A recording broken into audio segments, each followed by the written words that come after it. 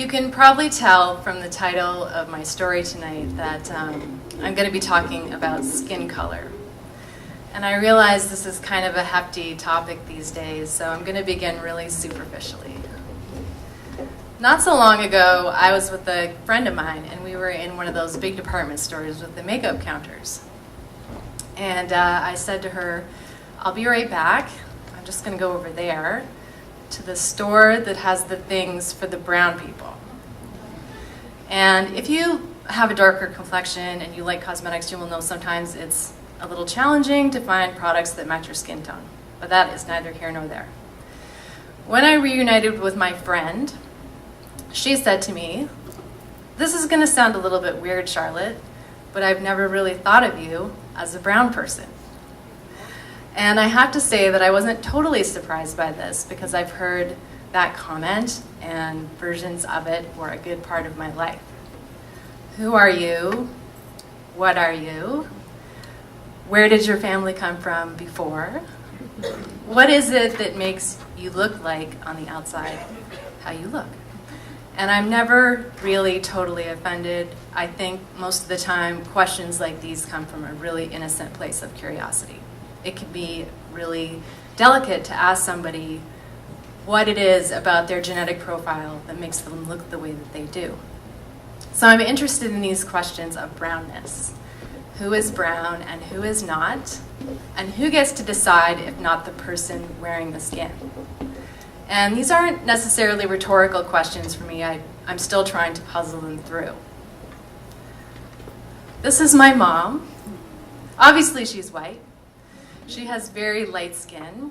She can usually last, like a nanosecond or two out in the sunshine, and then she starts to burn. She has white hair and very, very light blue eyes. They're so pale that they look gray.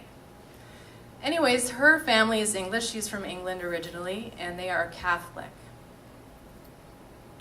And this is my dad. Obviously, I get my skin pigment from him. His family was originally from the Punjab, and they are Sikh. He's 82. In this photo, I've taken him to get a pedicure. I think he kind of liked it. So anyways, when people say to me, "I've never really thought of you as a brown person," I kind of wonder who it is that they're thinking about when they think about brown people. Who is it that they're imagining? And based on my really totally unscientific investigations, when we have chats about this, I've developed this sort of half-baked conclusion that they might be thinking about something more along the lines of this. They might be thinking of brown people as something more authentic, if I can use that word, or undiluted, or something a little bit closer to the source. These, by the way, are my grandparents. They moved from their village in the Punjab in the 1930s, not long after they were married. They moved to East Africa, to Nairobi in Kenya. And my father was their oldest son. And although he was born in India, he spent 99% of his childhood in Kenya. Now, when my father came of age, my grandfather decided it might be a good idea to send him away to go to medical school in England, that's where I met my mother, in medical school. And by both of the reports, they say that London was this really quite groovy place. It was fun, it was exciting, but it also came with some challenges. I think it could be kind of a challenge for a brown man from a former colony who was also married to a white woman. This was a time and a place that wasn't even necessarily all that ready to accept women as doctors. My mother was one of the first at her university. Let alone embrace chicken tikka masala as the national dish. So this is one of the reasons why I think they came to Canada. I think they were hoping for a greater degree of tolerance and acceptance, just a decent place to work and raise their family. This photo was taken probably not long after they arrived. My dad would have just taken off his turban and shaved his beard and cut his hair. So I am the daughter of immigrants, and I'm also an immigrant myself. And yet I have never, in my art form, self-identified as a person of color. I've never written as a brown person, and there's a reason for that. It's because I think that it's kind of a risky business. I think that when you write as a brown person about brown characters, sometimes you can get appointed to a job. And that job comes with some ambassadorial responsibilities. To illustrate what I mean by this, I'm going to show you a whole bunch of book covers. These are novels written by South Asian authors, stated in the last 30 to 40 years.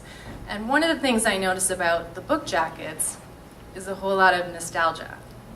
There's a lot of mist and smoke and fog, and a lot of sepia-toned photographs and images filtered through gauzy fabrics. Sometimes those fabrics are saris or sari borders.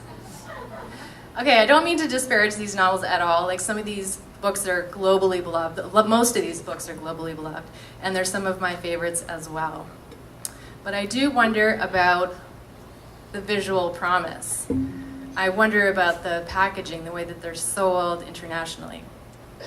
And I think it kind of sets up the Indian homeland as a kind of world that's exotic and maybe a little primitive, where, you know, everything's governed by ancient traditions that are totally inescapable. So this idea is not necessarily only mine. It's shared by a bunch of people, one of whom is Niben Rathnam, who's the author of this great book, Curry. He's Canadian. I think he lives in Toronto. At any rate, he sort of pushes this idea a little farther. He identifies a kind of genre of South Asian writing that he likes to call curry books.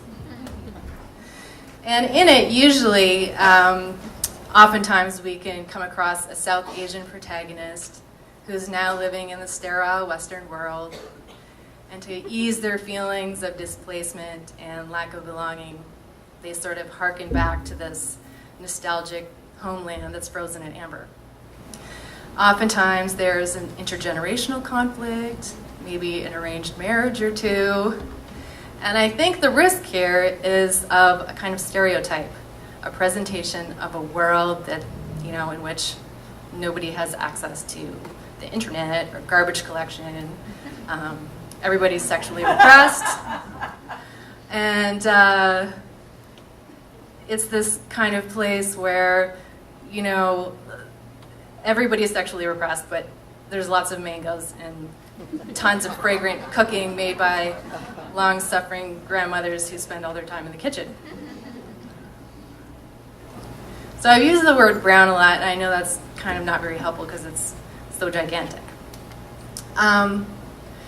But our sort of compartment professionally in publishing is South Asian literature, which is also pretty gigantic. When you consider that South Asia is several different countries and religions and a dozen different languages and ethnic groups. And now this compartment in publishing is also expanded to contain the children of the diaspora. And some of these people are 2 and 3 generations removed from the homeland. They have maybe never visited there themselves. They possibly don't speak the language. Some of them are multiracial, as I am. And really, our connection to the homeland is a legacy. It's a kind of distant web of culture and food and language, and maybe the shared experience of having immigrant parents. So there are many different ways to tell a brown story. A million, maybe a billion different ways to tell a brown story. And yet, brown people sometimes are still expected to this day to tell certain kinds of stories. This is Michael Ondaatje's most recent novel, Warlight. And he was reviewed not so long ago in one of our national magazines, and he was kind of taken to task for having written a story with absolutely no brown people in it. How could this giant of multiculturalism write a novel with an all-white cast? And I wondered what would happen if the opposite situation was entertained for a bit. I know it's probably impossible not to know this novel. It was everywhere for a while, but just in case. The Life of Pi is a fantasy adventure novel, and it's set in India, at least initially, and it features a protagonist, kind of improbably named, I think. I hope I don't screw this up. Piscine Patel from Pondicherry. And this book, when it came out, was huge. It won the Man Booker Prize. It was hailed as this universal story of human resilience. And then they made a really big movie. But to my knowledge, I don't think anyone ever called out the author for having written a story with absolutely no white people in it. So I think this habit that we have in Canada anyway, yes, this habit we have in CanLit of compartmentalizing brown people into ethnic groups has kind of held us back a little bit. The author and essayist Stephen Marsh, maybe 10 years ago, he called us the oatmeal of world literature in Canada. The oatmeal of world literature. And I think that partially has to do with the fact that we kind of tend to hang on to narratives long after they've gone past their best before date. And maybe those stories were never true to begin with. It was also Stephen Marsh just last year who wrote this really remarkable essay, actually. And in it he said that really none of us would be having these conversations about brownness or representation or storytelling or any of that if it wasn't for an absence. And that is the historic dismantling of the languages and the culture of the people who lived here long before any of us arrived, those belonging to the Indigenous people of Canada. And on that point, I think that as storytellers, I know that I could do a better job. Maybe we could all do a better job of acknowledging that. So here are a bunch of books. Vivek is up in the corner there. I didn't know you were going to be here, I swear. Anyway, these are all books written by authors of South Asian descent in the last little while, maybe the last 5 years. Some of these writers identify as people of South Asian descent, and some of them don't, and I think that's absolutely great. It's totally fine. I don't see any mangoes or sari borders or hennaed fingertips, and I also think that that's really great.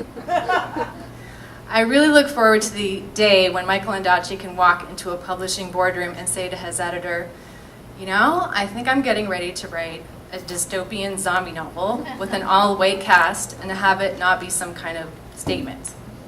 I look forward to the day when Shauna Singh Baldwin can say, I'm writing the next 50 Shades of Grey, and nobody blinks an eye, and no one says the words off-brand.